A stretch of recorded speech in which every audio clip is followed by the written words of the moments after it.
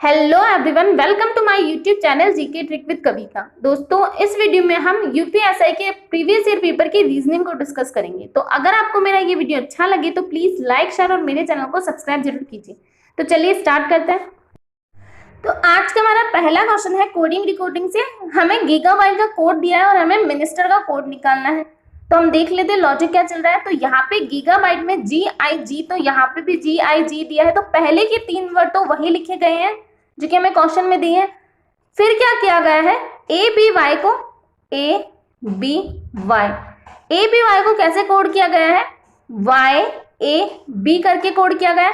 तो पहले वर्ड को सेकंड में और सेकंड वर्ड को थर्ड में और थर्ड वर्ड को पहले में किया गया है। इस तरह इसको कोड किया गया है।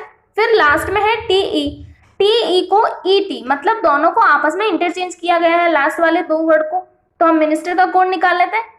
MIN को तो ऐसे कैसे लिख देंगे हम, MIN को ऐसे कैसे लिखेंगे। फिर जो 3 वर्ड है IST, इनको क्या करेंगे, जो फर्स्ट वाला है वो सेकंड जगह आ जाएगा, यहाँ पे आ जाएगा I, जो लास्ट वाला है वो फर्स्ट आ जाएगा और यहाँ पे हो जाएगा S। तो क्या करेंगे, TIS लिखेंगे, TIS, और लास्ट के दोनों वर्ड को आपस में चेंज कर देंगे तो RE हो जाएगा, RE हो जाएगा। तो ये हमारा कोड निकल गया है। तो ये कहाँ आ रहा है, तो ऑप्शन नंबर 1 में हमें दिख रहा है MINTISRE। तो ऑप्शन नंबर 1 हमारा करेक्ट हो जाएगा। नेक्स्ट क्वेश्चन, तो मेरा अगला क्वेश्चन है, नीचे दिया गया प्रश्न 2 कथनों से मिलकर बना है जिन्हें फर्स्ट और सेकंड के रूप में अंकित किया गया है। आपको ये तय करना है कि क्या कथनों के दिए गए डेटा नीचे दिए गए प्रश्न का उत्तर देने के लिए पर्याप्त है। दोनों कथन को पढ़ें और सही विकल्प का चयन करें। तो हमें क्वेश्चन पढ़ना है। क्वेश्चन है, क्या नैन्सी 8 साल की है। तो हमें बताना है क्या हम फर्स्ट और सेकंड से बता पा रहे हैं कि नैन्सी 8 साल की है या नहीं है। तो पहला हमें बोला है सूरज 10 साल का है और नैन्सी से छोटा है। अगर सूरज 10 साल का है और नैन्सी से छोटा है तो क्या नैन्सी कभी भी 8 साल की हो सकती है, क्योंकि सूरज ही 10 साल का है और नैन्सी उससे बड़ा है। तो नैन्सी कभी भी 8 साल का नहीं हो सकता। तो पहला तो हमारा रॉन्ग हो जाएगा, पहले से हम नहीं बता पाएंगे। सेकंड हमें बोला है नैन्सी डैनी से 2 साल बड़ी है, जो कि 9 साल का है। जो कि कौन, डैनी 9 साल का है और नैन्सी उससे क्या है, 2 साल बड़ी है। तो नैन्सी हो जाएगी 11 साल की। तो क्या इससे पता चल रहा है कि वो 8 साल की है, नहीं पता चल रहा है। तो पहला और दूसरा दोनों ही पर्याप्त नहीं है क्वेश्चन का आंसर देने के लिए। तो इसका हमारा ऑप्शन नंबर A करेक्ट हो जाएगा। कथन 1 और 2 दिए गए डाटा मिलाकर प्रश्न का उत्तर देने के लिए पर्याप्त नहीं है। अगला क्वेश्चन देख लेते हैं हम। तो क्वेश्चन भी वैसा ही क्वेश्चन है जो हमने पहले देखा था।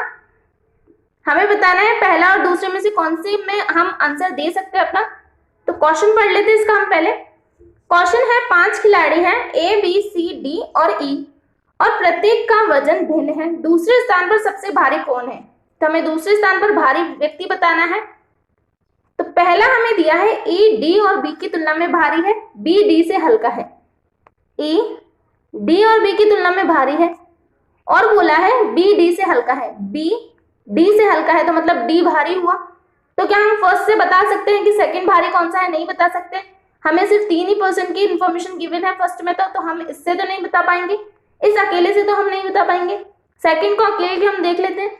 C E से भारी है, A सबसे भारी नहीं है। C E से भारी है लेकिन A सबसे भारी नहीं है, तो इससे भी हम नहीं बता पाएंगे। लेकिन हम दोनों को जब मिला दे तो हम बता सकते हैं। तो E यहाँ पे है, तो E से भारी कौन है, E से भारी हो जाएगा C। और हमें बोला गया है A सबसे भारी नहीं है, तो A सबसे भारी नहीं है तो A लास्ट में आ जाएगा, क्योंकि यहाँ पे नहीं आ सकता, तो A यहीं पे आएगा। तो हमारा बन चुका है। अब हमें बताना है सेकंड भारी कौन सा है। तो सेकंड वाला ये दिया है हमें E, तो हम दोनों को मिलाकर बता सकते हैं अकेले। तो इसका आंसर क्या होगा, ऑप्शन नंबर A हो जाएगा। कथन 1 और 2 में दी गई डेटा मिलाकर प्रश्न का उत्तर देने के लिए पर्याप्त है। दोनों को अगर हम मिला दें तो आंसर हम दे सकते हैं। तुम्हारा अगला क्वेश्चन है, निम्नलिखित अक्षर अंकीय श्रृंखला में लापता शब्द ढूंढे। तो हमें बताना है क्वेश्चन मार्क की जगह हमारा कौन सा शब्द आएगा। तो देख लेते हैं हम यहाँ पे। तो पहला हमें दिया है L, यहाँ दिया है N और यहाँ पे दिया है P। तो क्या चल रहा है, ये L होता है 12, N होता है 14 और P होता है 16, तो +2 + 2 चल रहा है। तो 16 में +2 करेंगे तो क्या हो जाएगा, 18 हो जाएगा, और 18 पे क्या निकल के आएगा, r निकल जाएगा। तो पहला तो हमारे पास आ चुका है। k होता है 11, m होता है 13, तो यहाँ पे +2 किया है। o होता है 15, तो यहाँ पे भी +2 किया गया है। तो o में +2 करेंगे तो 17 हो जाएगा, और 17 पे क्या आता है, 17 पे निकल के आता है q। तो पहला तो नहीं है, इसमें भी नहीं दिया है, सी में भी हमें, और बी में हमें क्यू आर दिया, तो ये भी नहीं होगा। तो यहाँ से हमारा सीधा सीधा आंसर आ रहा है। तो हम तो वैसे तो हमारा आंसर आ चुका है, आंसर हमारा डी होगा, क्योंकि ये दो वर्ड यहीं पे सेम आ रहा है। हम आगे चेक कर लेते हैं। तो आगे हमें दिया है 2025, 1225, तो इसका डिफरेंस हम निकाल लेते हैं। तो इसका डिफरेंस कितना हो जाएगा, 800 हो जाएगा इन दोनों का डिफरेंस। यहाँ पे हम देख लेते हैं, यहाँ पे है 625 और यहाँ पे है 1225, तो इनको लेस करेंगे तो यहाँ पे 600 का डिफरेंस आ जाएगा। तो यहाँ आया 800 का, यहाँ आया 600 का, तो आगे कौन सा डिफरेंस आना चाहिए, इनमें 200 का है, तो 200 का डिफरेंस लेस करेंगे तो 400 का आना चाहिए। तो यहाँ पे हम देख लेते हैं, 400 इसमें से लेस करेंगे तो क्या निकलना चाहिए, 225 निकलना चाहिए। तो यहाँ पे हमारा 225 आना चाहिए, और ऑप्शन नंबर डी में हमारा 225 आ रहा है। तो मतलब यही हमारा आंसर होगा, आगे हमें चेक करने की जरूरत नहीं है। नेक्स्ट क्वेश्चन, तुम्हारा अगला क्वेश्चन है, एक पंक्ति में ए से ई तक 5 अलग अलग मकान हैं जिनका अग्रभाग उत्तर की तरफ है। तो मतलब क्या है, उत्तर की तरफ यहाँ पे बैठे हैं ये, यहाँ पे मुंह है इनका, इन मकानों का मुंह उत्तर की डायरेक्शन में है। तो जो हमारा लेफ्ट होगा वही इनका लेफ्ट होगा, और जो हमारा राइट होगा वही इनका राइट होगा। इसी तरह करेंगे हम। तो क्वेश्चन हम देख लेते हैं। क्वेश्चन है ए बी की दाईं ओर है, तो ए बी की दाएं, तो बी के राइट में है ए, तो बी अगर यहाँ है तो बी के राइट में ए यहाँ पे हो जाएगा, इसका राइट इसी तरफ होगा। फिर हमें बोला गया है ई सी के बाईं ओर है, ई सी के बाईं ओर है, ई क्या है, सी के बाएं है, तो सी के लेफ्ट में हो गया ई। और बोला है ए के दाईं ओर है, कौन, ई ए के दाईं ओर है, तो ए यहाँ पे होगा, तो ए का दायां इस तरफ हो जाएगा, ए का राइट इस तरफ हो जाएगा, और ई सी का लेफ्ट यहाँ हो जाएगा, तो ई इनके बीच में आ जाएगा। तो यहाँ ई हो जाएगा और यहाँ पे सी हो जाएगा। इतना हमारा बन चुका है। आगे हमें बोला है बी डी की दाईं ओर है, बी डी के दाएं, तो डी अगर यहाँ बैठेगा तो इसका दायां इस तरफ हो जाएगा, तो यहाँ पे राइट में बी बैठ जाएगा। तो हमारा बन चुका है ये। तो हमें बताना है कौन सा मकान मध्य में है। तो मध्य में कौन सा आ रहा है, मकान ए आ रहा है मध्य में, और ऑप्शन नंबर डी हमारा करेक्ट आंसर हो जाएगा।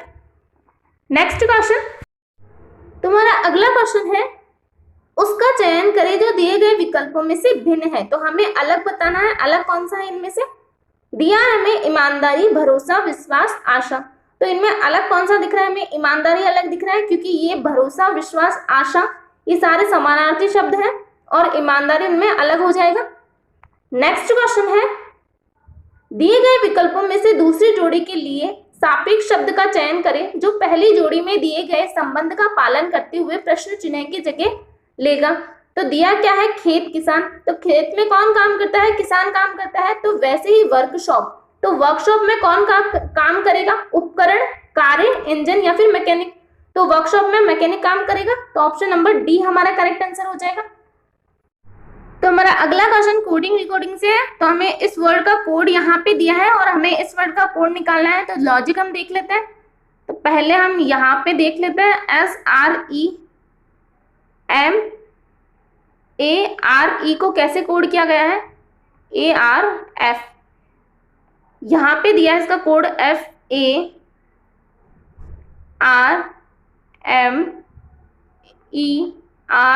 और S।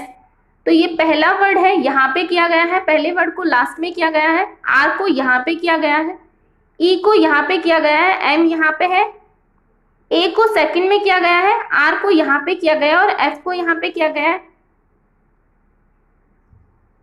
तो इन तीन वर्ड को क्या किया गया है, जो पहला है वो तो यहाँ पे आ जाएगा, लेकिन इन दोनों वर्ड को इंटरचेंज कर दिया गया है। यहाँ पे लाके आर को लास्ट थर्ड कर दिया गया है और ए को सेकंड कर दिया है। तो हम देख लेते हैं, NOTPLAC। तो यहाँ पे हो जाएगा, ये पहला सी हो जाएगा, फिर यहाँ पे इन दोनों को चेंज किया गया है, तो पहले ए आ जाएगा, फिर एल आ जाएगा और ये पी, यहाँ पे आ जाएगा टी, यहाँ आ जाएगा ओ और यहाँ पे आ जाएगा एन। तो हमारा बन क्या रहा है, CALATON। ऑप्शन नंबर बी हमारा करेक्ट आंसर हो जाएगा। नेक्स्ट क्वेश्चन, तुम्हारा अगला क्वेश्चन है उसका चयन करें जो दिए गए विकल्पों में भिन्न है। ऑप्शन है टाउ, बीटा, अल्फा और गामा। तो बीटा, अल्फा, गामा ये सारी क्या है, किरणें हैं। टाउ अलग हो जाएगा, तो ऑप्शन नंबर ए हमारा करेक्ट आंसर हो जाएगा। नेक्स्ट, तुम्हारा अगला क्वेश्चन है गौकर्ण की तरफ संकेत करते हुए गौरी ने कहा उसकी माँ मेरी माँ की इकलौती बेटी है। गौकर्ण की माँ, यहाँ पे बोला है उसकी माँ, तो गौकर्ण की माँ मेरी माँ की इकलौती बेटी है। मेरी माँ कौन, गौरी की माँ की, गौरी को हम ये लिख देते हैं, गौरी की माँ की इकलौती बेटी है। ये कौन है, इसकी माँ की इकलौती बेटी है। तो इकलौती बेटी है और कोई बेटी नहीं है तो गौरी ही होगी। ये इकलौती बोला है, दूसरी कोई नहीं है तो गौरी ही। ये वाला पर्सन और ये वाला पर्सन सेम हो जाएगा, तो यहाँ पे ये गौरी हो जाएगी और इसका ये पुत्र या पुत्री हो जाएगा गौकर्ण। हमें बताना है गौकर्ण का गौरी से क्या संबंध है, तो हमें यहाँ पे सिर्फ पुत्र दिया है, पुत्री यहाँ पे ऑप्शन में नहीं दिया है। वैसे तो हम बता नहीं सकते क्योंकि यहाँ पे हमें जेंडर क्लियर नहीं है, लेकिन यहाँ पे पुत्री हमें ऑप्शन में दिया ही नहीं है, तो पुत्र ही हो सकता है। तो ऑप्शन नंबर बी हमारा करेक्ट आंसर हो जाएगा। नेक्स्ट क्वेश्चन, तुम्हारा अगला क्वेश्चन है नीचे दिए गए प्रश्न में एक कथन के बाद दो पूर्वानुमान फर्स्ट और सेकंड शामिल है। आपको कथन में सब कुछ सच मानना है और फिर दो पूर्वानुमानों पर विचार करना है और तय करना है कि इनमें से कौन सा पूर्वानुमान कथन में अंतर्निहित है। तो पहला हमें कथन दिया है, कथन है हमारे पास औद्योगिक कचरे के कारण तमिलनाडु में झीलें संकटपूर्ण स्तर तक प्रदूषित हो गई है। तो इससे क्या पूर्वानुमान हम निकाल सकते हैं, तो पहला हमें बोला है तमिलनाडु में स्थित सभी उद्योग झीलों के बगल में स्थापित है। तो क्या हम इससे ये पूर्वानुमान लगा सकते हैं कि झीलें उद्योगों के बगल में है? क्या हमें कथन में ऐसा कहीं बोला गया है? नहीं बोला गया है, तो हम पहला तो पूर्वानुमान नहीं लगा सकते। सेकंड हमें बोला है तमिलनाडु में औद्योगिक कचरे को झीलों में बहने दिया जाता है। तो ये तो बिल्कुल ठीक होगा, बहने दिया जाता है तभी तो वो संकटपूर्ण स्तर तक प्रदूषित हो गई है। तो हमारा सेकंड पूर्वानुमान ठीक होगा, ओनली सेकंड करेक्ट होगा हमारा आंसर। नेक्स्ट क्वेश्चन, तुम्हारा अगला क्वेश्चन है उस उत्तर चित्र की पहचान करें जिसे प्रश्न चित्र में दी गई आकृति से बनाया गया है। तो हमें बताना है इससे हमारी कौन सी आकृति बन सकती है, वो हमें बताना है। तो इस आकृति में हमें हाफ सर्कल गिवन नहीं है, तो ये तो नहीं बन सकती। बी आकृति में हमें दो दो हाफ सर्कल गिवन है और यहाँ पे हमें एक ही दिया है, तो ये भी नहीं हो सकता। इसमें भी हमें हाफ सर्कल नहीं दिया है कहीं पे, तो ये भी नहीं बन सकती। तो हमारा बनेगा कौन सा, ओनली डी ही बनेगा, क्योंकि इस हाफ सर्कल से हम देख सकते हैं क्योंकि इसी में है हाफ सर्कल एक, तो यही हमारा आंसर होगा। नेक्स्ट क्वेश्चन है तुम्हारा अगला क्वेश्चन है कथन और पूर्वानुमान से। कथन हमें दिया है सभी चार्टेड अकाउंटेंट को ठीक सुबह 10 बजे तक संस्थान पहुंचने के निर्देश दिए जाते हैं।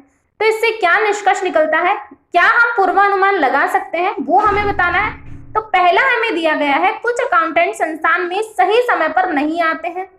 क्या इससे हम ये पूर्वानुमान लगा सकते हैं, क्योंकि यहाँ पे हमें बोला है निर्देश दे दिए गए उन्हें कि 10 बजे तक उन्हें संस्थान पहुंच जाना चाहिए। तो क्या इससे हम ये पूर्वानुमान लगा सकते हैं कि वो समय से नहीं पहुंचेंगे? नहीं लगा सकते। इससे हम ये अनुमान लगा सकते हैं कि वो समय पर पहुंचेंगे क्योंकि उन्हें निर्देश दिए गए हैं। तो पहला तो रॉन्ग हो जाएगा।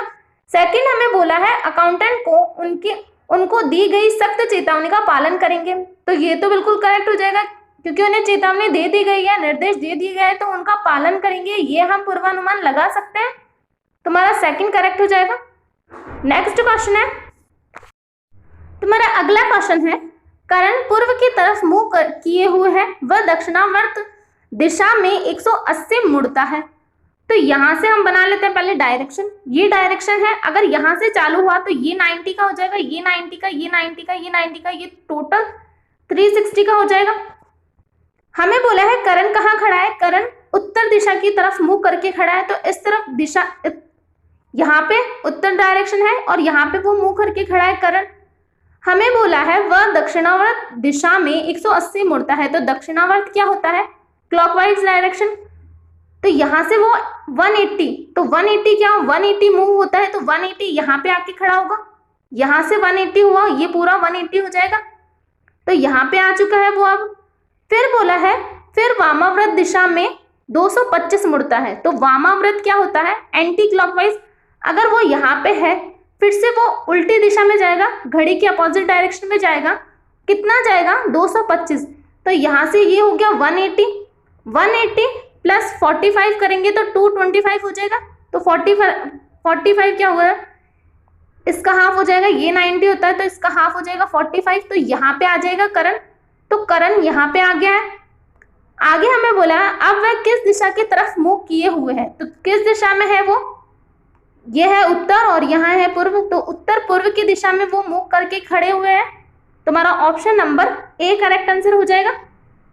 नेक्स्ट क्वेश्चन, तुम्हारा अगला क्वेश्चन है, दिए गए विकल्पों में से दूसरी जोड़ी के लिए सापेक्ष शब्द का चयन करें जो पहली जोड़ी में दिए गए शब्द का पालन करते हुए प्रश्न चिन्ह की जगह लेगा। तो हवा तूफान, तो हवा तूफान से कैसे रिलेटेड है, जब हवा तेज बहने लगती है तो क्या होता है, तूफान आता है। और अगर चर्चा अगर ज्यादा होने लगी तो क्या होगा, विवाद होंगे। Option number C. Next question है, एक्स और वाई जेड के बच्चे हैं। जेड के बच्चे कौन है, एक्स और वाई हैं। यदि जेड वाई की माँ है लेकिन एक्स जेड की बेटी नहीं है, एक्स कौन है, बेटी नहीं है तो बेटा होगा। तो जेड और एक्स के बीच में क्या संबंध है, तो जेड और एक्स के बीच में क्या संबंध है, माँ बेटी का संबंध है जेड और एक्स के बीच में। तो ऑप्शन नंबर डी में हमें दिया है माँ और बेटा। तो आज के लिए इतना ही, थैंक यू।